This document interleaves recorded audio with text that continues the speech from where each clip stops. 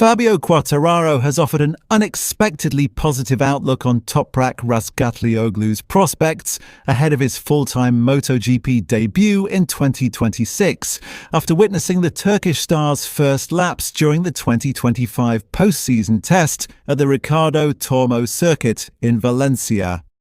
According to the Frenchman, Razgatlioglu's immediate ability to deliver competitive speed is a clear sign that he could become a serious contender much earlier than most had predicted, particularly as he joins the factory-supported Prima Pramac Racing setup next year. The official post-season test on the 18th of November 2025 brought together the full 2025 MotoGP grid, including rookies such as Toprak Razgatlioglu and Diego Moreira, who were all tasked with evaluating an array of technical developments ahead of the 2026 campaign. For Yamaha, the test marked a crucial moment in the evolution of their new V4 engine, an ambitious shift from their long-standing inline-4 philosophy and the primary focus of Quartararo and his crew throughout the day.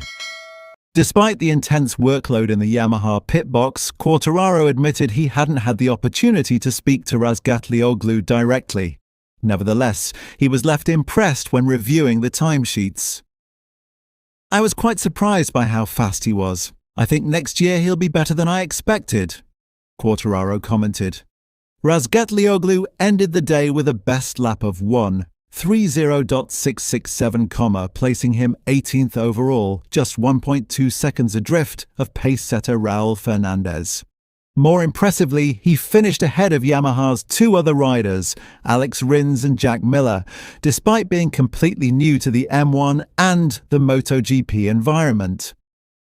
As a rookie stepping onto the V4-powered M1 for the first time, Razgatlioglu faced an enormous adaptation challenge.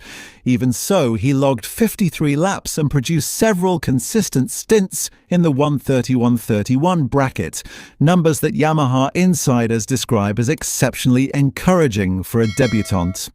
His manager and mentor, Kenan Sofuoglu, emphasized that the Turkish rider had yet to unleash his full potential.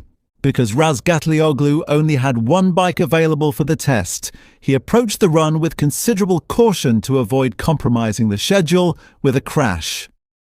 Even so, Sofuoglu expressed strong confidence that Toprak's signature late-braking craft, renowned as the most aggressive and effective in World SBK, will become a key weapon in MotoGP. "After a few more laps, we will see the real Toprak. He still has a lot of room to improve," Sofuoglu insisted. Similar praise came from Pramac team manager Gino Borsoy, who highlighted Toprak's exceptional braking capability, despite still familiarizing himself with Michelin tyres and an entirely new machine philosophy. Sofuoglu has subtly suggested that Razgatlioglu should aim to become Yamaha's strongest performer in 2026. That target, however, will inevitably place him shoulder to shoulder with Quartararo, one of the fastest and most consistent riders in the current field. Quartararo, while full of respect, remains aware that his new rival has the talent to become a threat, even in his rookie season. While Razgatlioglu's performance generated plenty of excitement, Quartararo was keen to stress that Yamaha's new V4 engine still suffers from notable shortcomings. Front-end stability, outright power, and rear tyre grip remain the three main areas in need of urgent refinement. "The bike isn't stable enough, we lack power, and the grip still feels different. We're missing many things," Quartararo explained. He remarked that Yamaha are still in the early stages of understanding the behavior and character of their radically redesigned engine. As such, data collected during the Valencia test will play a pivotal role in deciding the next phase of development before the 2026 season opener. Toprak. Razgatlioglu's MotoGP debut has been one of the most anticipated transitions in recent years. What unfolded in Valencia supports the belief that his skill set, particularly his unparalleled braking prowess, can carry over to MotoGP machinery far more seamlessly than some skeptics had assumed. A lap time within 1.2 seconds of the leader on day one on a brand new motorcycle with a V4 configuration he has never experienced before speaks volumes about his natural adaptability. His speed relative to experienced Yamaha riders underscores not only his potential, but the possibility that Yamaha's new project may suit him more quickly than expected. On Yamaha's side, the V4's current struggles were not unexpected. The brand is essentially relearning MotoGP machinery from the ground up after decades of inline-4 philosophy. Quartararo's comments reveal that the team still faces a steep development curve. Front-end feedback, power delivery, and mid-corner stability are foundational elements that must be resolved before Yamaha can realistically fight for podiums again. Crucially, the dynamic between Quartararo and Razgatlioglu is shaping up to be one of 2026's most compelling narratives.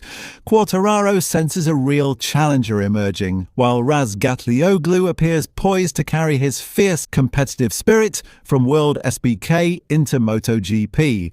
If Yamaha managed to unlock more performance from the V4 platform, the internal fight between these two aggressive, late-breaking riders could become a headline storyline throughout the season. Beyond the raw lap times, what stood out most from Razgatlioglu's first MotoGP appearance was his remarkable composure. Many riders transitioning from World SBK tend to overpush early in their adaptation, often resulting in avoidable falls. Toprak, however, demonstrated maturity beyond expectation, opting instead to build confidence step by step. This measured approach indicates a rider who understands the long-term picture rather than chasing headline pace on day one. Another aspect worth noting is how quickly Razgatlioglu appeared to adjust his body positioning and corner entry technique, both of which demand significant adaptation when switching from production-based superbikes to prototype machines. Engineers from Pramac observed that his natural instinct to stabilize the bike under hard braking, once considered a trait unique to World SBK machinery, translated surprisingly well to the M1, even with its radically different weight distribution and aerodynamic package. The test also highlighted an interesting contrast between Yamaha's two projects, the brand new V4 engine and the incoming riders tasked with mastering it. While Quartararo struggled with front-end confidence, Razgatlioglu's style seemed to mask some of the bike's weaknesses. This dynamic may prove beneficial for Yamaha in the long run, as it provides two very different datasets to accelerate their understanding of the new platform, one from a rider craving stability and one from a rider skilled at exploiting instability to his advantage.